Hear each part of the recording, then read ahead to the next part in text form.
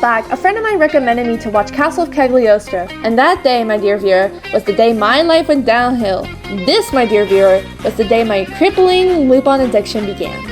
In that I wasted multiple hours of my life consuming a concerning amount of Lupin media that I had to spray this much Lupin media is gonna lead me to get a stroke. Point is, I'm a huge Lupin fan, and in summer of 2023, I decided to watch all 6 parts of Lupin III.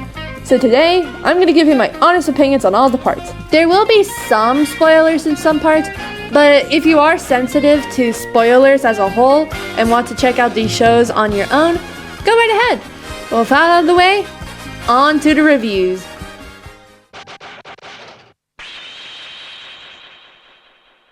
Now I'm going to split part 1 into 2 halves, the Osumi episodes and the 8 production episodes. The first half of part 1 was directed by Masaki Osumi and conveyed a darker tone to the series. You can see this from the first episode as Lupin casually murders a bunch of innocent people over Fujiko getting held hostage. If you keep watching the rest of this half, you see what I mean. This darker tone, however, is what I love about this half of part 1. Episode 4, a personal favorite of mine, is a perfect example of that, in which we can feel the pressure Lupin is growing through, especially with the looming threat of my boy, Lupin, being executed any day now. After complaints that the episodes were too dark by audiences, TMS and Osumi got into an argument that eventually led to Osumi being fired. He would then be replaced by 2 new directors. These new directors were Hayao Miyazaki and Isao Takahata, who went under the name A Production. They were recommended to be directors by Yasuo Otsuka, the animation director of Part 1. Compared to the Osumi episodes, these episodes are more comedic, but it does not shy away from being serious now and then. Another thing that changed was the perception of Lupin media going forward. With these episodes leaning more towards a general audience, this made the cast of feeds more cartoony and entertaining. I do enjoy both the A Production episodes and the Osumi episodes equally, but they were not perfect. There were some misses here and there when it came to the episodes. Now that does not mean that some of these episodes are flat out bad, more that they were forgettable. Part 1 ended on an open note, leaving for more installments to continue the story of Lupin and his group of comedic thieves. It was a great opening for the series and allowed it to become as great as it is today. I will give this part a 9 out of 10. A great start to the series and would later be followed by a new part in 1977.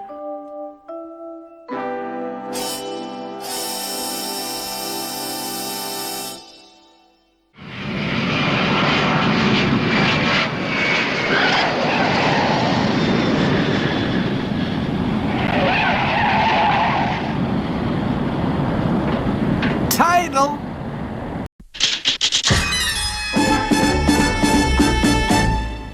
Part 2 was released in 1977, having 155 episodes, and began production due to the immense popularity Part 1 experienced in reruns.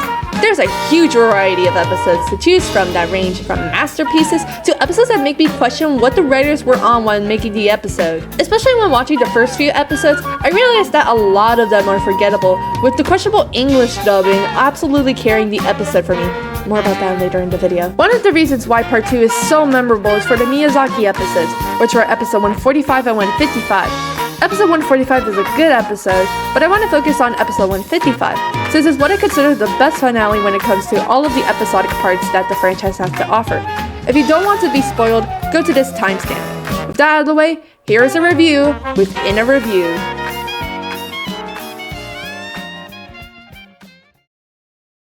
Episode 155, aka Farewell My Beloved Lupin, is an episode where we follow the Lupin gang and Nausicaa as they use this robot to prove that they can be used in war. But ruh-roh, Nausicaa's forced to cause mass destruction with the robot against her own will! Oh yeah, and the Lupin gang come in later on, but that's beside the point. Since this is the last Lupin media that Miyazaki would make, there's a huge number of references to the 8 production episodes, which gives me a warm feeling. As we end off the episode, we get a recreation of the ending to Castle Cagliostro, and the last thing we see before the episode ends is the Lupin gang riding off to the sunset.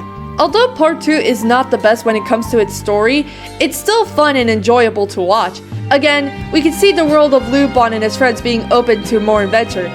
It's fun to watch. 8 out of 10.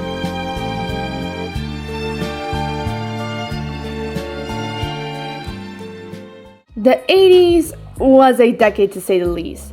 It was a simpler time, and during this time, TMS decided to bless Lupin fans with Part 3.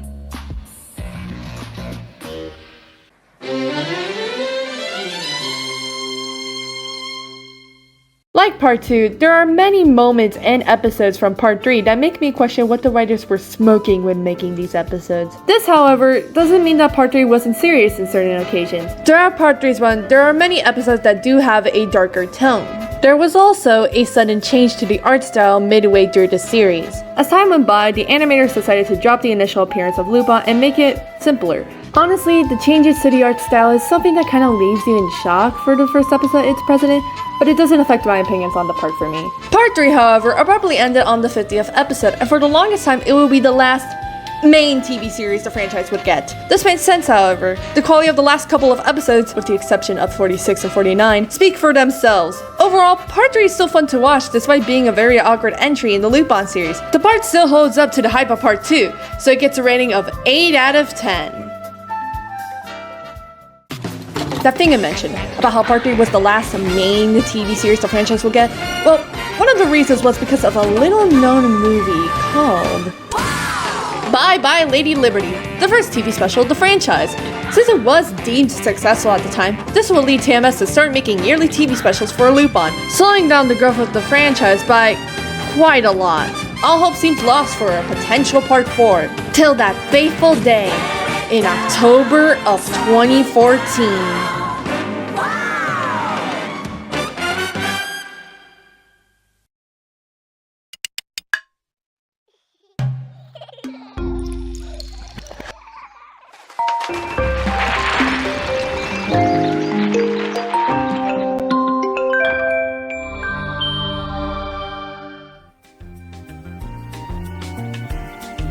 Hi, welcome to a Nintendo Direct and a TMS News video. We have some important announcements for you silly little Lupin fans. Firstly, we are happy to announce that we are no longer doing the annual TV specials because you folks say that they are painfully average. Hooray! The next one is a big one, so brace yourselves. We are finally going to make something that you folks have wanted for the past 30 years. Here it is.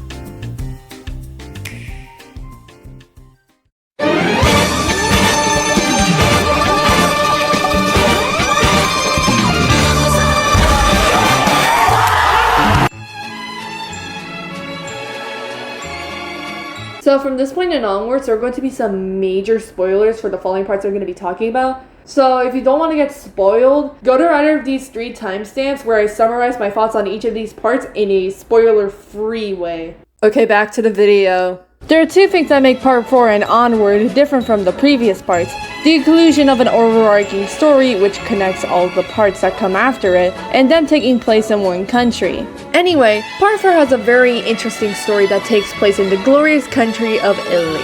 Lupin marries this woman named Rebecca, but ruh-roh, it was a fake marriage this entire time. Then shenanigans ensue with the MI6 being involved and Jack Leonardo da Vinci that wants to restart the world. Yes, that actually happens. Now I know you Part 4 fanatics are going to say how Jack Leonardo da Vinci wanting to make a new world totally makes sense, and for that I say, not really. I mean, it is absolutely ridiculous, but it's just so ridiculous that it's good. As for Rebecca, she's just a good character. Not anything more, not anything less. Another thing to mention is that this would be the start of a problem that the following parts would have to face at some point, which is balancing filler episodes. Sure, I like the filler episodes, but there was a certain point where I felt like that we should have continued the story by now. Sure, there are cases where there is a small yet huge gap in between filler episodes, but these huge gaps occur when a major story element is about to wrap up or is about to be introduced. Even though Part 4's story is not perfect, there is another show from the franchise that not only predates Part 4, but is a better version of it. But I'll talk about that in another video. Overall, Part 4 is a good show to watch. From its good serialized story to the characters themselves, it helps gives Part 4 its identity. However, since it is the first part that features a serialized story, there are some things that need to be improved, such as the balance between filler episodes. 8.5 out of 10.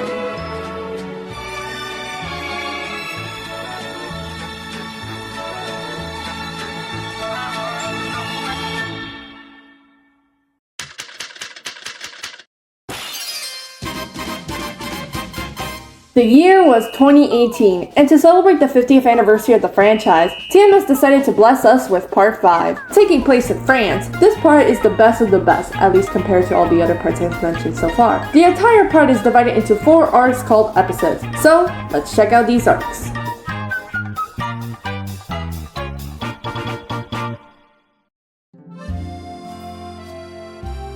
Lupin and Jigen meet Ami, a hacker that works for a dark web marketplace and who's also a victim of human trafficking. To make things even worse, she's 14.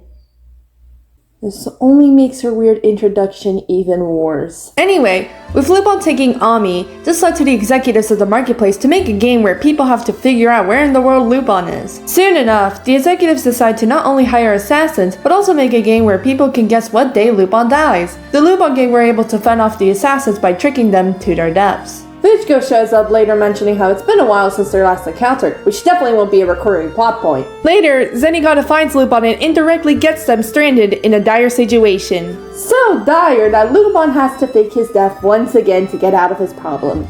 How is that faking his death is the solution to all his problems? Anyway, the arc ends with the executives that were tracking Lupin being arrested by Zenigata, allowing Ami to live a normal life.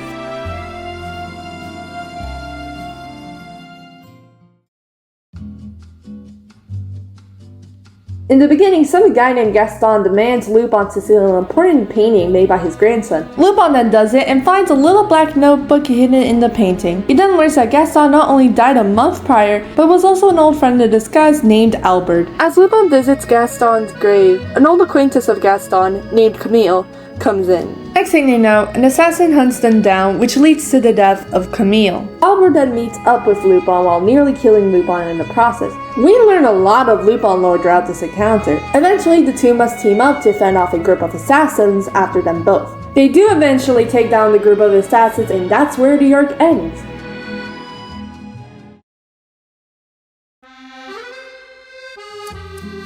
Ami, after the events of the first arc, is struggling to fit into her new life in boarding school. Everything seems to be going bad till she meets a princess named Dollimore, who recently enrolled into the school. They begin to get along and form a close relationship until a school shooting happens.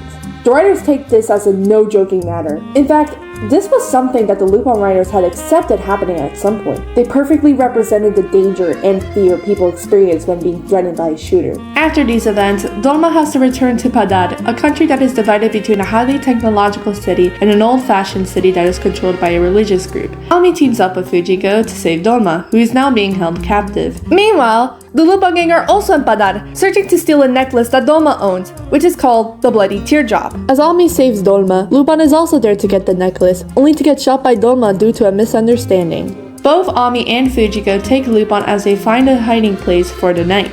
We get to learn more about Fujiko and Lupin's past through a short memory dream, but this will be more relevant later. In the end, however, the threat was resolved as the government via social media was able to calm down the mob and decide that Dolma would be their leader. With all coming to a happy ending, Ami leaves with Lupin as they both say goodbye to Dolma.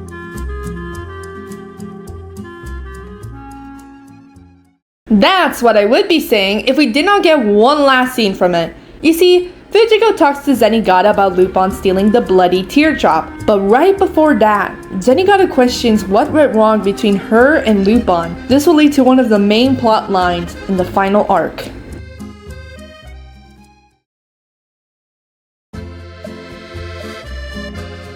It seems like a new app called People Log is making its way throughout the world due to its ability to track anyone's location at any point in time. This of course puts Lupin in some tight situation with the public knowing where he is 24/7. During this, however, Ami wants to see Lupin again and arranges a meeting with Lupin. To prevent himself from being stalked, Lupin pulls a hostage situation with a cafe owner to get people to stop following him. Meanwhile, in the headquarters of the company behind People Log, the CEO kidnapped Fujiko. The Lupin gang, alongside Ami, decide to try to get Fujiko back. During this time, Goemon gets gaslighted by the owner about how Goemon is just a novelty to Lupin. Back Back to Lupin, he reaches where Fujiko is captured. Next thing he knew, Goemon came up to him as a completely different person. After a long duel, Goemon nearly cuts up Lupin's chest as he snaps back into reality. During this time, it's revealed that Ami is the daughter of the CEO, and the owner does not believe Ami is his daughter, since he already gave up on the existence of his daughter. Lupin and Goemon then get arrested, leaving Jigen having to hide his identity. Meanwhile, with Goemon and Lupin, they're now stuck in a prison car, but not for long, as Jigen takes down all the police cars.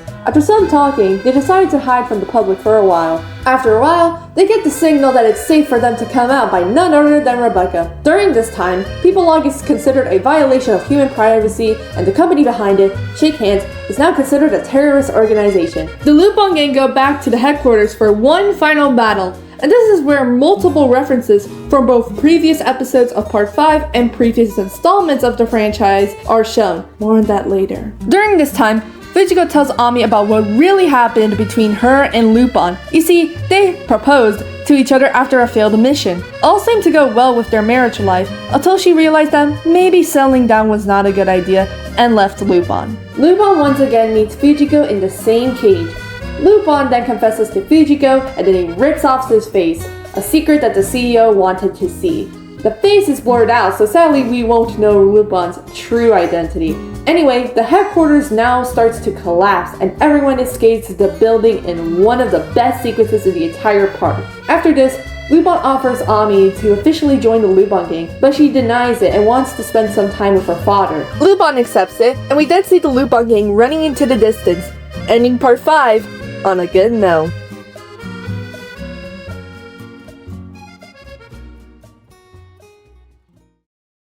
Overall, the arcs range from having one of the best stories in the entire franchise's history to still being good, but kinda weak compared to the others. The main story that plays all throughout the entire show is the idea of the gang trying to adjust everything into the modern age. This leaves an opportunity for the characters to become the best variation of themselves. Each of the characters were able to develop in both the serialized and one-off episodes that focused on the certain characteristics they have. For the brand new characters that were introduced, they also helped the story grow. The token girl, Ami, despite having a very depressing backstory, still has a wonderful charm to her that makes her more likable than most token girls shown in the TV specials / movies. The villains also help raise the stakes, and especially in the final arc, developing and challenging our characters. Since this was made to celebrate the 50th anniversary of this franchise as a whole, there are not only a lot of references from different Lupin media, but also episodes that are a tribute to them. These tribute episodes play in between the 4 arcs, and all of these episodes are really good. Not only that, but the balance between the tribute episodes and the main story episodes is way better than whatever Part 4 was doing.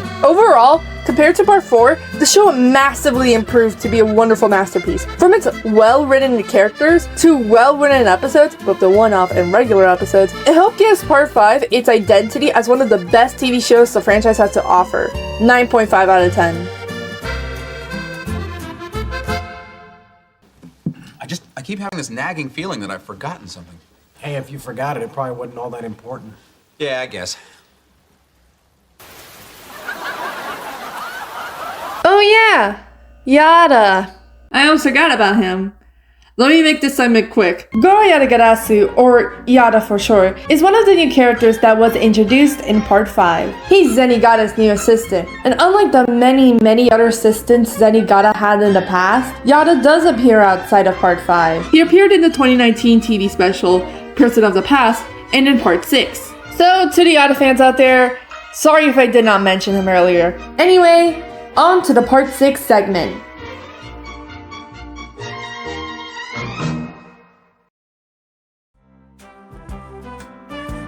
I am not the first, nor the last person to say this, but I hate Part 6. Taking place in the fictional land known as the United Kingdom, Part 6 is split up into 2 seasons, with 2 different storylines. Before I talk about them, I have to talk about Episode 0. For context, Kiyoshi Kobayashi, the original voice actor as Jigen, was going to retire, so TMS decided to do a tribute episode. He was the last VA from the original cast to step down after voicing Jigen ever since the pilot film, so TMS went all out. It was surprisingly good, but it was sad to watch knowing that Kobayashi would sadly pass away a year later. Season 1's story is basically like a Sherlock Holmes story. The story for this season is about how the descendant of Watson, named Lily, gets PTSD about her father's death, and how Lupin may or may not be involved with the murder of Lily's father. Sherlock Holmes III wants Lupin to get out of London, but Lupin refuses to leave. There is treasure involved within the story, but by the end of the season, it was revealed that Inspector Lestrade of Scotland Yard murdered Lily's father, and it was just bad timing for Lupin being in the scene of the crime. The second half of part 6 is where things get interesting. It's an overarching story about Lupin's mentor, who was a mother figure in his life. Each episode in this season progressively gets better, except for episode 20, and it makes me wish that this was part 6's main plot. One of part 6's biggest problems is its identity crisis on whether it should have an episodic story or a serialized story. The reason for such a short synopsis is because it's mostly filler. Especially in season 1, the filler episodes are just painfully average. For season 2, the connected story is nice, but it felt like certain episodes didn't contribute to anything to it at all. As for its connection with part 5, the only connection with it is the two returning characters, which are Albert and Yada. It seemed like when Albert was reintroduced in episode 1, it seemed like he was going to have an important role in the story. Sadly, Albert wasn't really used much after that and just appeared occasionally. As for Yada, he's still his usual self, but in season 2, he does have some plot relevance. You see, another member of the ICPO, named Arianna, joins Zenikata and Yada in season 2. Both Arianna and Yada have their romantic moments until she was nearly murdered and was never seen until the credits of the final episode. Overall, part 6 has too many filler episodes and an inconsistent quality in its story. Though it did not start out good with season 1, it slowly became better in season 2. Sadly, the damage was done, and it leaves the experience of watching part 6 as either a mediocre one or a horrible one. 6.5 out of 10.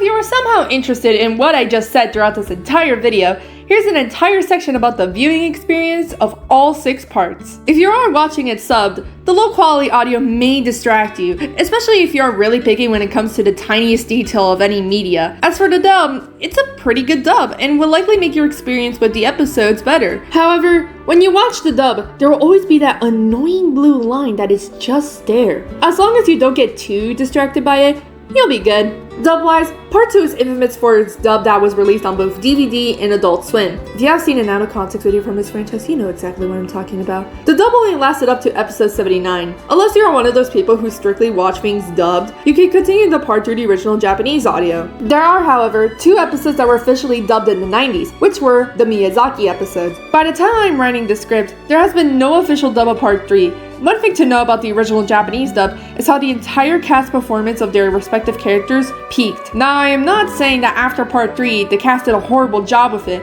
but afterwards, their age started to show in their voice acting. Since the Italian dub was released 6 months before part 4 released in Japan, things such as the soundtrack were not fully made. That's why when comparing the Japanese version and the Italian version, you may notice things like the animation or the soundtrack sounding and looking a little bit different. The main thing to notice is how the soundtrack feels more generic compared to the more lively Yuji Ohno soundtrack. As for the episode order, the 2 bonus episodes are accounted as full-on episodes, so there are technically 26 episodes of part 4. When part 4 was getting dubbed, not only the cast of the part 2 dub returned, with the exception of Zenigata's VA, but it was decided to use the Italian version of part 4 rather than the Japanese version. As for watching it in the Japanese audio, the main thing to note is the change of cast. As mentioned before, between the time of part 3 and part 4, there were many annual TV specials. Also during this time, most of the original cast died and or retired from their respective roles. From what I heard from certain TV specials, it seems like the new cast are doing as amazing a job as the original cast.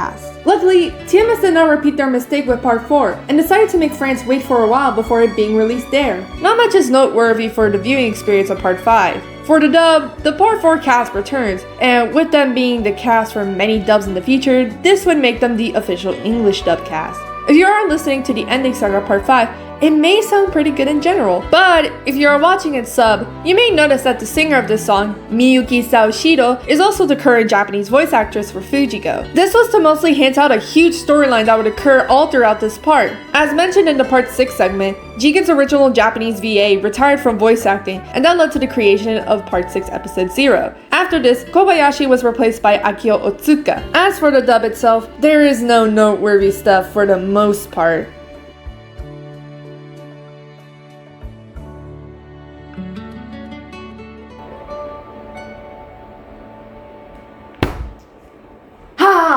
Finally, I finished the video! And are you kidding